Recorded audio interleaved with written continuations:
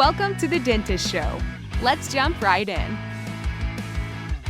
Well, welcome to the Dentist Show. A dentist show. We are back. We're playing with the effects of our recording software.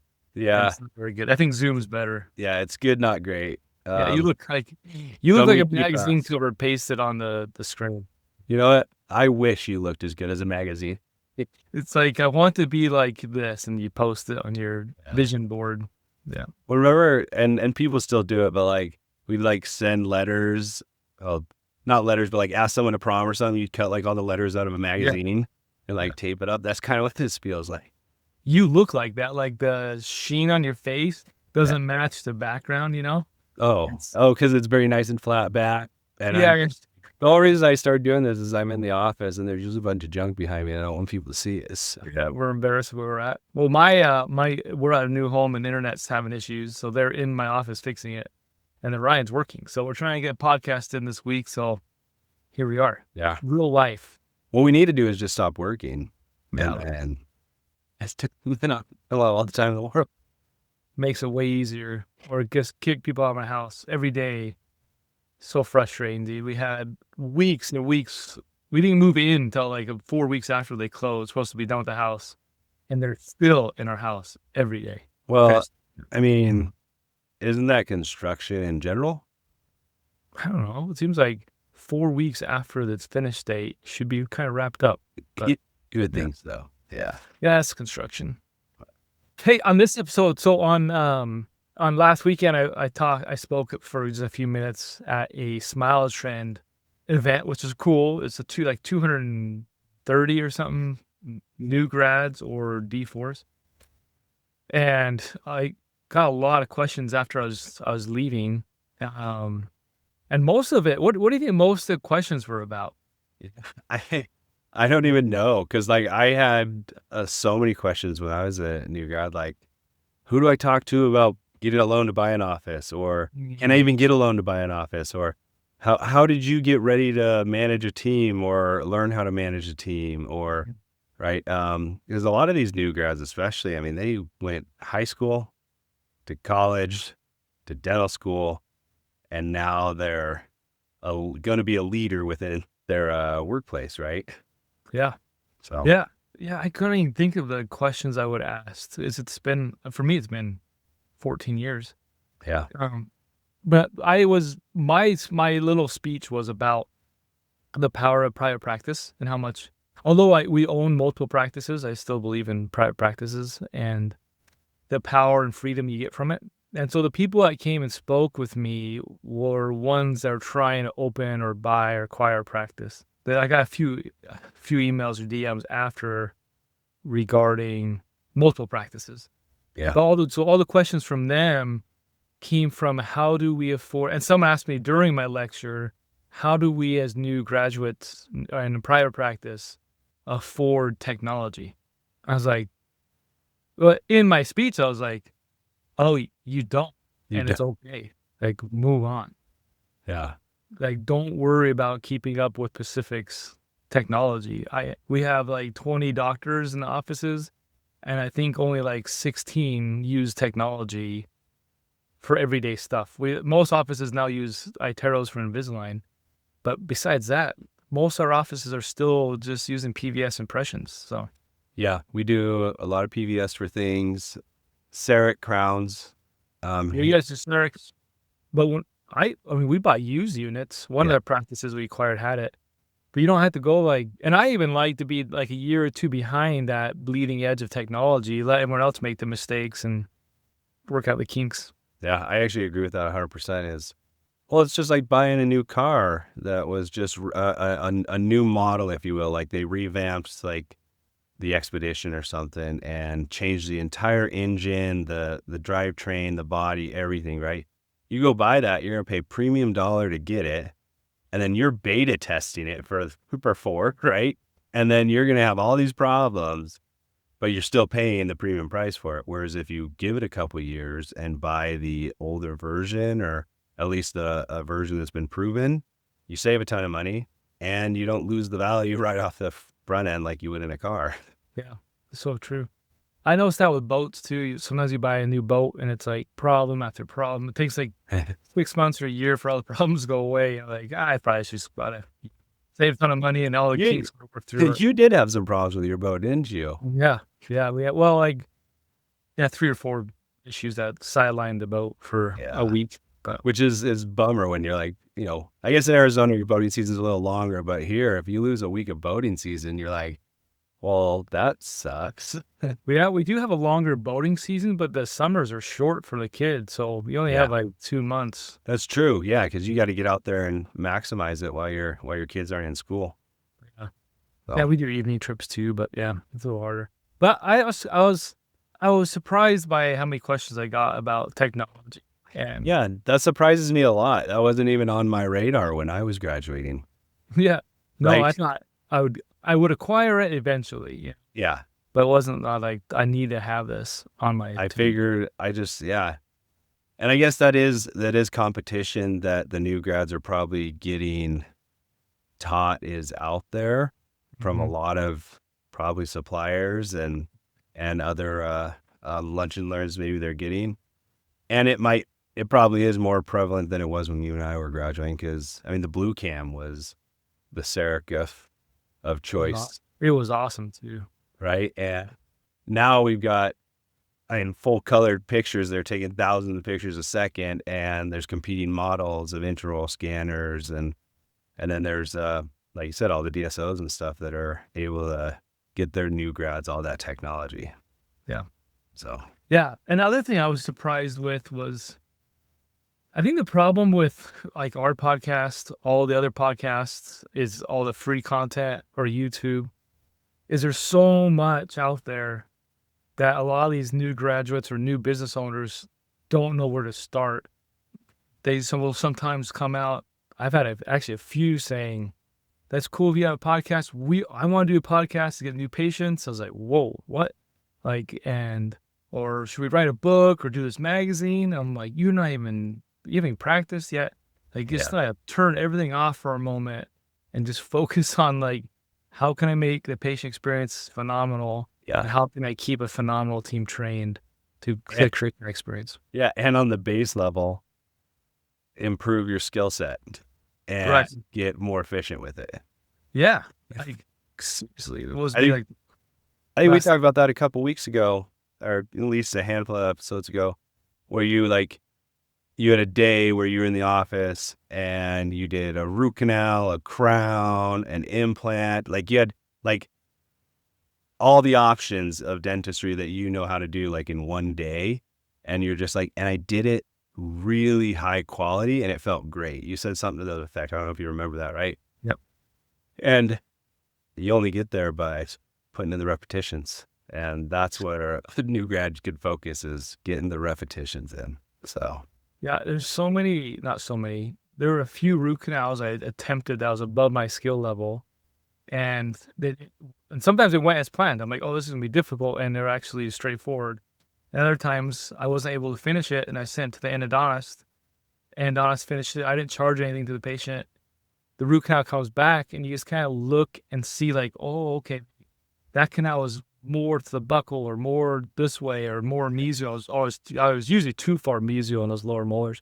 And then you have to realize like, oh, the canals kind of come down together and yeah. you really get to study their x-rays. And that's how I feel like you get better. But there's no way else to do it, you know? Yeah. I actually had a pretty good win. The sneakiest little MB2 in number 3 I was doing last week, and I was like, freaking nailed it. Like, it was like half the time I feel like I'm searching for that thing, and it doesn't exist, if you will. And but I was like, I'm actually getting good at this. It's only been like 7 years of practicing. uh, Yeah, that's exactly it. I guess things just open up suddenly. Like I rarely ever get a file ledged or stuck. It's just like, I know my process when it gets tight. You get to feel like, oh, I got to back off and yeah. go smaller or grab a different, or open up the orifice more for root canals. Same with implants. I can jump in there and help a dentist. I'm like, oh, your angle is like way off. Let me fix that. And just by looking in there and fixing it, or giving him. Today I was like, hey, there's a big case. Make sure you start his implant like way, way lingual. Stay on the palatal side of that bone. I don't care if a few threads are showing up with the palatal. Just stay like way away from that buccal bone. It's super thin. Anyway, so Yeah. use catch things like that as you practice. Yeah. But I think that's another thing was how do you get these new dentists to go and push themselves outside their comfort zone where they're learning more skills than just fillings and crowns, and how do you do it without injuring the patient, That's Right. And that's the thing we don't want to do, like no harm, right? no harm, right? We need to practice. So Right. that's where these courses are so good, though. Like, we've done a couple courses, and I Right. know you've done a lot of courses with live patients. And the patients know that they're in an educational facility, and therefore they're agreeing to do something at a probably usually a lower cost to get done. And that way we've got faculty and people kind of making sure we don't mess up too much, right? And they can learn from our mistakes without causing harm. And it's hard to, like, as a new grad, to invest in that type of course because, I mean, heck, I've gone to courses that are well over $20,000. You make it pricey. Yeah. I think that's 2 points I picked out of a few, but 2 specifically was what set me apart early on. And one was I was constantly investing in myself. So in CE or reading or listening to videos online. I mean, it was nonstop all the time. I'm probably a terrible father because how much time I spent. And the other one was, Maybe not probably. I was hoping he's going to interrupt me. So you're an incredible dad. You're a great father. Yeah. But the other one is finding great mentors, and being a great mentor to other people. I think that's really set me apart, having people that you can lean on or people that really see who you are and your potential that you did not even know existed. I think that's a big takeaways. Yeah, I agree. I mean, I talk about when I worked with you for that few months in your Chandler office. It was like a mini residency for me, if you will, because I had a doctor that could bail me out of anything and was willing to. Right. So, Yeah. Even though I try to avoid working with you because you're a Yeah. cowboy. Oh, that wasn't me. for those of you that don't know and haven't heard, was it Dr. Saunders that said it? Yeah, I think so. He's like, I think everybody needs a Bushman in their back pocket. He's like a cowboy. To anything. Be honest. Well, it fit. And it works, though, because as long as you're doing it right and you tell the patients and you have good follow-up care, you have good specialists around you, that's how you get better. Yeah. Still called practice of dentistry for a reason. Yeah. That was the biggest takeaway. The other one was I get a lot of questions from new graduates is about what do we look for in a new dentist? Like if we're hiring a new dentist, which one I said, well, we don't really hire new dentists, or we try not to. But what would be some attributes that we look for? Like how would someone stand out? What would you say? How'd you answer it? Well, one is the reason I do not like new dentists is because we don't have any timeline. So it's you can't say like, what have you done in 2 years? Like how have you improved yourself as a dentist in 2 years? And then tell me about the times when you failed. Like what happened? What did you do? So if they've had some experience, then I always go back to like, oh, what CE events have you been to? Like how have you invested yourself? What procedure mix do you do besides what you learned in dental school? Yeah. And then also having a personality and put together helps for sure. What would you say? I think I would want to say all the same things you did, and you said it way more eloquently than I always said it. Well, some days up there, you're like, wait, you have a heartbeat? Yeah, that's the thing. That's the You're thing. It's like my interview tactics have come to like, oh wait, you're a dentist and you're a license? Sweet, let's go.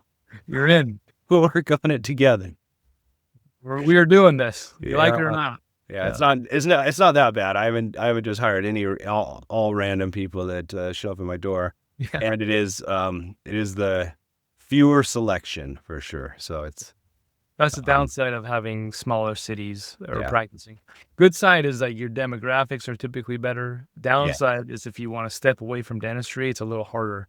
Yeah. to find your replacement. And if you want to live in the Eastern Washington or Coeur d'Alene area, reach out to Ryan or me, and we'll get you hooked up. Yeah, we'll hook you up. Let me know what you're. Well, you got to answer all the questions Chase just said, though. Like, I just gave you the cheat sheet. You yeah. know? So if you nail those questions, heck, send me a video of you answering those questions. You got the job. It's that easy. We're so simple. We are so simple. No, and all jokes aside, I do like to hear what people do, not necessarily just for fun, but like what do they do outside of the office to like engage not only maybe in their family or their community, but like I like to know what their hobbies are and things like that, because I think it helps understand if they're going to be a good fit for our organization and stuff like that. That's one thing I do ask as well. Yeah, I don't think there's a right answer, or I don't think there's a wrong answer. There's just like oh, I just sit at home and stare at the wall. Well, then that's probably not going to work. And why do you ask that? I like to break down the barrier and just let them start talking. Yeah. And see who they are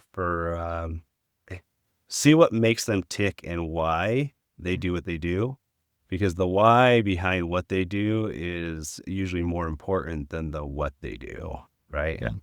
Like, I think if we have good intentions and good reasoning, like, so like, I don't want to necessarily make character judgments on specific, like if you go to church or don't go to church, or if you have a family or don't go to a family, but like people that have life outside of the dental office and invest in that life, whether it's their pets, their kids, their friends' kids, or their cousins, right?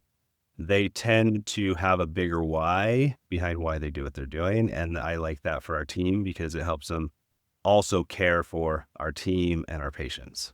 That's good. So I like that. I also like the ones that have hobbies or have a more well-rounded life. They tend to build relationships with the team a lot faster and the patients. So there's more to talk about, which helps patients relax. Yeah, that's a good point. Like, just engaging with the team and patients is huge. And anyone who's ever talked to me in the dental chairs know I've got like two things. It's either boating or snow skiing. So like, if you can get me to talk about one of those, we're friends. And it's nice to have variation within the team as well as some common ground. So it's like, gotta have a little bit of both. Yeah, if you travel, you can talk about it. If you hate traveling, you could talk about it. Like any way, like you can spin it, helps. Like if you love skiing and they don't like skiing, you can still dive into that and make fun of it. Or, just, I don't know. It just seems like the doctors that are able to get them the patients better do better. Yeah. Dude, I'm like, gee, I'm sweating. I know you're stuck in your Tesla. You got to turn your AC on. Yeah. Then it's like you hear this constant. I don't think they can edit that It's out. not the vacuum running in the background. Yeah.